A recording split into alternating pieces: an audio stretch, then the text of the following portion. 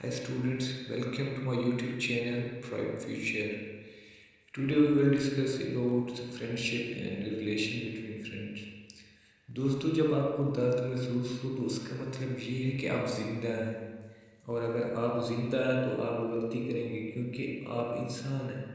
और अगर आप इंसान हैं तो आपको कोशिश करनी चाहिए तौबा की। और अगर आप तौबा की कोशिश करते हैं तो उम्मीद से कीजिए, क्योंकि अगर उम्मीद जिंदा है तो कुछ भी नामुमकिन नहीं है। आइए इसी के साथ शुरू करते हैं आज का हमारा lecture. If you have not seen the first part of this lecture, then go in the description and click on the link for the first lecture of evolution. In this lecture, we will discuss about theory of evolution incorporated into science of taxonomy.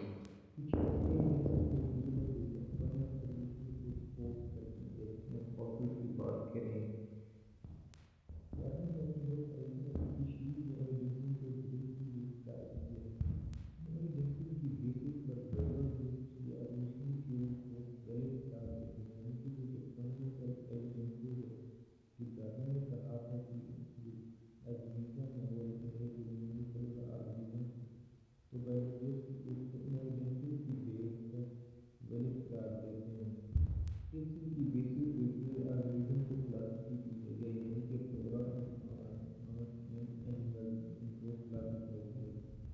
Darwin ने अपनी book the origin of species में बताया कि जो ज़िंदगी का पहले आगाज़ हुआ, यानी कि जिस कुरे अर्थ पर पहली ज़िंदगी वजूद में आई, उसे लेकर अब तक जितने भी जानदार इवाल्व हुए, जितने भी ऑर्गेनिज्म इवाल्व हुए, वो उस पहले वाले जानदार से रिसेम्बलिंग करते थे, यानी कि वो उससे रिलेटेड थे, मॉर्फोलॉजिकली भी और जेनेटिकली भी।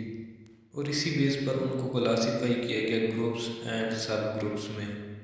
हमारे पास टर्म है ऑर्गेनिक बीइंग। ऑर्गेनिक बीइंग्स क्या है? बेसिकली कि any organism having characteristic of organism, कि वो मल्टीसेलुलर हो और उसके अंदर ऑर्गेनिक सिस्टम इवॉल्व हो। नेक्स्ट है स्टूडेंट हमारे पास टेक्सोनोमी की। टेक्सोनोमी है क्या? डार्विन ने टेक्सोनोमी को कैसे डिफाइन किया? The actual practice of classifying, यानी कि किसी भी जानदार को क्लासीफाई करना टेक्सोनोमी कहलाता है। Taxonomy database is a curated classification and nomenclature. Curated होता है ऑर्गेनाइज्ड, एक्सप्रेस्ड, यानी कि एक्सपर्ट नॉलेज है। यानी कि हमारे पास जो टेक्सोनोमी है वो जानदारों की ऐसी क्लासिफिकेशन है जो कि ऑर्गेनाइज्ड है। एक ऐसा डेटाबेस है जो ऑर्गेनाइज्ड है, एंड नोमेनक्लेचर यानी कि उनको नाम दिया गया है। Taxonomy database is a curated classification and nomenclature for all the organisms in the public sequence database. कि तमाम जानदारों को एक ऑर्गेनाइज सीक्वेंस में एक नाम दिया गया है और उनके एक ऑर्डर, ग्रुप्स और सब ग्रुप्स बनाए गए हैं।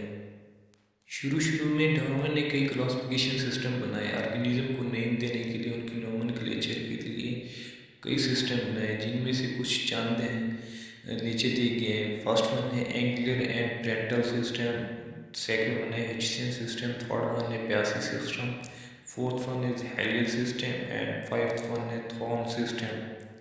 These systems were not accepted by any biologist, and these systems were based on only evidences which Darwin explained in his book The Origin of Species.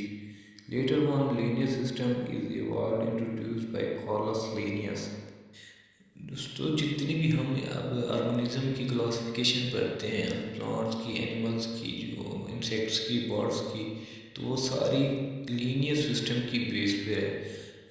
Carolus Linnaeus ने इस system को introduce किया था और उनकी क्लासीफाई किया जाता plants and animals को उनकी रिलेटेड प्रॉपर्टीज़ की बेस पर, कैरेक्टरिस्टिक की बेस पर, फिर उनको ग्रुप्स में, क्लास में, जेनस में, स्पीशीज में क्लासीफाई किया गया। टेक्सोनोमी की दुनिया में अब तक किसी लीनियर सिस्टम को ही माना जाता है और इसी की बेस पर ही ऑर्गेनिज्म को नेम दिया जाता है। कॉलर सिस्टम था क्या? बेसिकली कि उसने जो जानदार मौजूद थे उसको क्लासीफाई किया गया, उनको एक ऑर्डर में क्लासीफाई किया। उसकी क्लासिफिकेशन 5 चीज़ों पर बेस करती थी: species, genus, family, order, class and phylum. इसके साथ ही लीनियस ने एक इंसेक्ट के लिए ऑर्डर ही अडॉप्ट किया जो क्लासीफाई करता था कि कौन सा इंसेक्ट किस ऑर्डर से बिलोंग करता है, और वो टोटल 9 ऑर्डर थे। वो 9 ऑर्डर काफ़ी लार्ज थे और मोस्टली इंसेक्ट जो उसी 9 ऑर्डर से बिलोंग करते थे। बहुत से टेक्सोनोमिस्ट थे जो इस कार्लेस सिस्टम को वेरीफाई करते थे और इसको सपोर्ट करते थे, जो आज भी टेक्सोनोमी में मौजूद है, जिसकी बेस पर एनिमल को ऑर्गेनिज्म को क्लासीफाई किया जाता है। वो 5 किंगडम सिस्टम जो कार्लेस लिनियस ने इंट्रोड्यूस किए थे, वो थे first one Monera, second one protista, third one fungi, fourth one plants and fifth one animals. Basically taxonomy का मकसद क्या था कि टेक्सोनॉमी जो क्लासिफाई सिस्टम कार्लस लिनियस ने इंट्रोड्यूस किया, उसका मकसद क्या था कि जो भी स्पीशीज़ ऑर्गेनिज्म इंट्रोड्यूस होता है या इवॉल्व होता है, तो उसको किस नाम से पुकारा जाए, उसको किसकी करेक्टरिस्टिक की बेस पर किस आर्डर में रखा जाए। तो इस बेस पर कार्लस लिनियस ने सिस्टम इंट्रोड्यूस किया जिसे लिनियस सिस्टम कहते हैं। वो काफ़ी मकबूल और बहुत से टेक्सोनोमिस्टों से सपोर्ट किया, इसीलिए उसे कार्लेस लिनियस सिस्टम कहा जाता है।